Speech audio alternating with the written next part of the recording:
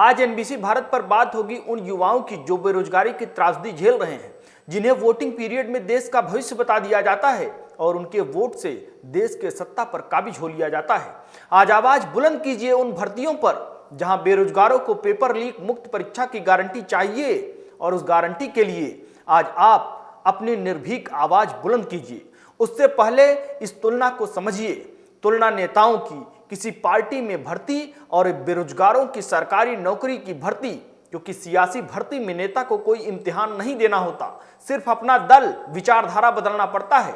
सरकारी भर्ती के लिए लाखों बेरोजगार युवाओं को अपने पूरे जीवन की मेहनत झोंकनी पड़ती है। नेताओं की सियासी भर्ती में जल्द किसी पद या टिकट की गारंटी होती है, बेरोजगारों की सरकारी भर्ती में जल्द नौकरी मिल जाने की कोई गारंटी नहीं होती।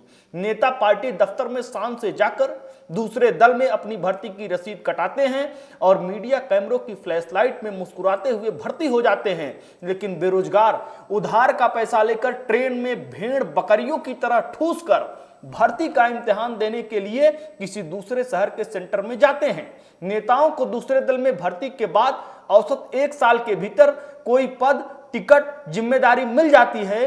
बेरोजगारों को भर्ती इम्तिहान के बाद पेपर लीक, रिजल्ट में देरी, कोर्ट कचहरी, इन सब से अनिश्चित समय तक जूझना पड़ता है। नमस्कार, आप देख रहे हैं आपका अपना चैनल एनबीसी भारत। मैं हूं आपके साथ मयंक तिवारी।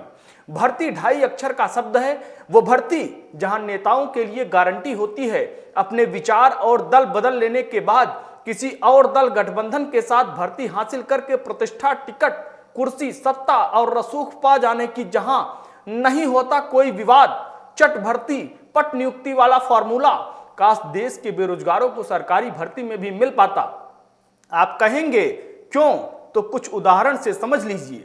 अशोक चौहान 13 फरवरी को बीजेपी में भर्ती हुए, 14 फरवरी को राज्यसभा का टिकट मिल गया। मिलिंद देवड़ा 14 जनवरी को शिवसेना शिंदे गुट में भर्ती होते हैं, 4 फरवरी को राज्यसभा का टिकट पा जाते हैं। नीतीश कुमार का रिकॉर्ड भर्तियों में सबसे ज्यादा तेज है।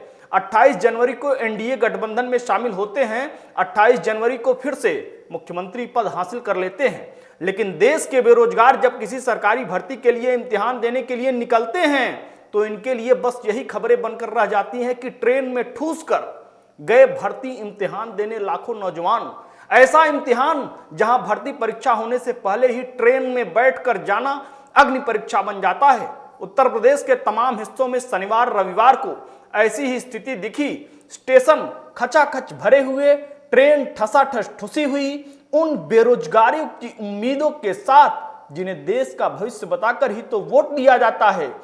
यह सब तब दिखा जब उत्तर प्रदेश में पुलिस भर्ती इम्तिहान हुआ, जहां यूपी पुलिस के कांस्टेबल पद के 60,244 पद पर 50 लाख से ज्यादा आवेदन बेरोजगारों ने दिया। यानी हर एक पद के लिए 80 से ज्यादा बेरोजगारों के बीच इम्तिहान की लड़ाई, और जब परीक्षा होती है तो आरोप लगता है कि पेपर लीक हो गया। वक्त हो चला है आपसे इजाजत लेने का।